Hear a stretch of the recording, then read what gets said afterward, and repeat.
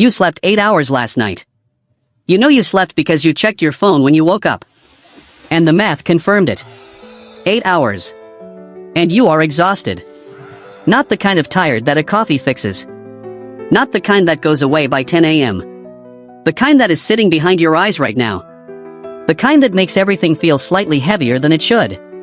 The kind that was there when you woke up. And will probably be there when you go to bed tonight. And the most confusing part. You didn't even do anything particularly hard yesterday. You just lived your regular day. And your body is reporting back. As if you ran a marathon in your sleep. If someone in your life responds to this with, "Just get more sleep," they are describing a solution to a problem that is not the problem. Because what you are experiencing is not a sleep deficit. It is a nervous system that has forgotten what it feels like to be off. And that is a completely different problem. First, a distinction that most people never hear explained. There are two completely different kinds of tired. The first kind is sleep tired. Your brain ran its processes, depleted its resources, and needs the restoration cycle that only sleep provides. You fix this with sleep. You know it worked because you wake up and feel different. The second kind is body tired. And this one has nothing to do with how many hours you slept. Body tired is what happens when your system, the biological machinery running underneath your conscious experience, has been operating in an elevated state for so long that its baseline has shifted. It no longer knows how to run it low. Low no longer exists as a setting. Sleep restores energy. But it does not reset the system. The system was already back online before you finished your first dream. Already scanning. Already running. Because the environment it is calibrated to does not have a clear signal that says, "You are safe now. Stand down. Rest fully." And without that signal, the machinery never fully stops. It just runs at a slightly lower speed overnight. And you wake up still carrying everything you went to sleep carrying. To understand what is actually happening in the body, you need to know about one specific biological system. It is called the HPA axis. HPA stands for hypothalamus, pituitary, adrenal. 3 parts of your body. One connected system. And its job, its entire purpose, is to manage your response to anything the brain registers as a demand. Not just danger. Any demand. A deadline. A difficult conversation. An unexpected notification. A social situation you didn't prepare for. Anything the brain flags as requiring a response. Here is how it works. The hypothalamus, deep inside the brain, detects the demand. It sends a chemical signal downward to the pituitary gland. The pituitary receives that signal and sends its own signal further down to the adrenal glands sitting on top of your kidneys. The adrenal glands release a hormone that puts the body on alert. Heart rate up. Muscles ready. Focus sharpened. This is the body preparing to handle something. It is a remarkable system.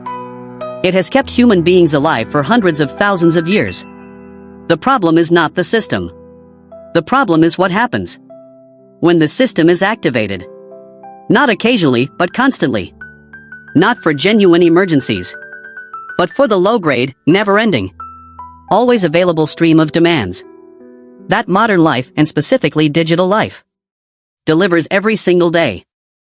When the HPA axis activates occasionally, the body responds, handles the demand, and returns to baseline. That is the system working correctly. But when the HPA axis is activated chronically, day after day, low level, never fully resolving, something very specific starts to happen. The body stops returning to baseline. Because baseline, to a body, means the environment is safe and the threat has passed. And the environment is sending signals that say the threat has not passed. There is always another email, another notification, another thing requiring a response, another piece of information that the brain registers as a demand. So the body stays ready. And staying ready has a cost. The alert hormone, when released constantly, begins to affect how well you sleep. Even when you sleep long enough. It affects how clearly you think. It affects how quickly your body recovers from physical effort.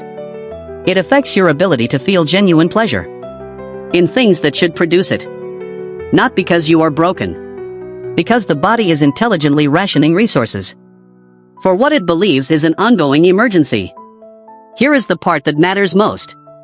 The body cannot tell the difference between a genuine emergency and a low-grade, never-ending stream of demands that never fully resolves. Both look the same to the HPA axis. Both keep the system running at elevated. Both prevent the return to baseline. And a body that never returns to baseline is a body that is always partially depleted.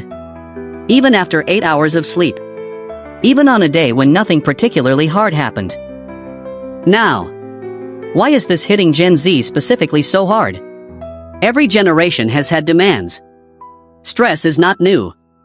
Difficult circumstances are not new. What is new, for the first time in human history, is the delivery mechanism. Previous generations experienced demands in episodes. The workday ended. The commute ended. The news came on once at 6 p.m., then it was over. The letter arrived and then there was no letter. The demand had edges. A beginning and an end. And between the demands, whether people used it well or not, there was time when the system was not being activated. Time for the body to return toward baseline. Even a little. Gen Z grew up with a device that removed those edges entirely. The notification arrives at 11 p.m. The news cycle never stops. The social comparison is available at 3 a.m. The work email does not wait for morning. The demand never ends. Because the device that delivers it is always present, always on, always one tap away. The HPA axis was not built for a world where the demand never has an edge, where there is no natural moment. When the environment signals, nothing more is required of you right now. And so it never gets that signal. And so it never fully stands down. And so you wake up still tired. After 8 hours. On a day when nothing particularly hard happened.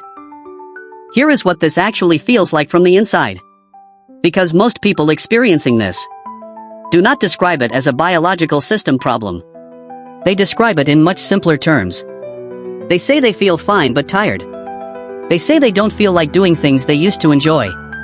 They say they feel like they should rest. But when they rest, they don't feel rested. They say everything takes slightly more effort than it should. They say they feel like they are operating slightly behind themselves. Like there is a half-second delay between them and their own life. They are not ill. Nothing is clinically wrong. They are just running at a permanently elevated baseline on a body that was never designed to do that indefinitely. And the cruel part, the part that makes this particularly difficult to address, is that the environment producing it does not look like an emergency. Nobody is pointing at anything and saying, "This is too much for a human body to process." It just looks like a normal day. Opening an app. Checking a notification. Reading a headline. Seeing what people are doing. A completely normal day. That is costing the body something. It is not able to fully recoup overnight. So, what do you do with this? The answer is not, stop using your phone. Disconnect from the internet. Remove all demands from your life. That is not available to most people. And the body does not need zero demands. It needs genuine recovery windows. Periods in the day when the system gets a signal that nothing more is required right now. Here is what that actually looks like. First, deliberate signal breaks. Not passive breaks where you switch from one screen to another. Deliberate periods where the body gets input that is incompatible with the alert state. Slow movement. Natural light. Physical stillness without a device. Even 10 minutes registers differently than 10 minutes of scrolling does. The system needs to receive a signal that is not a demand. Even briefly. Even imperfectly. Second, complete an incomplete loop. The body stays activated partly because most demands in a digital environment never fully resolve. You read the news but cannot act on it. You see the notification but do not respond. You feel the conversation was unfinished. Pick one thing per day and close it completely. Reply to the message. Make the decision. Write the thing. A completed loop tells the body that one is done. The system relaxes fractionally each time. Third, physical output for the alert hormone. When the body releases the alert hormone, it was designed to be metabolized by physical movement. Running, walking, anything that uses the body. It does not disappear by sitting still. It accumulates. 15 minutes of genuine physical movement does more for the body baseline than 2 hours of passive rest. None of these are the complete solution, but each one is a genuine signal, telling the body something it has stopped hearing. You can lower the level now. You are not lazy. You are not weak. You are not dramatic for finding everything slightly more effortful than other people seem to. You are running a biological system that was designed for a world with edges. In a world that removed the edges. That is not a character flaw. It is a mismatch between a body built for one environment and a life lived in a completely different one. The system can be recalibrated. Not quickly. Not with one good night of sleep. But gradually, consistently. Every time you give your body even a small and genuine signal that nothing more is required right now. That is not nothing. That is actually everything. See you next week.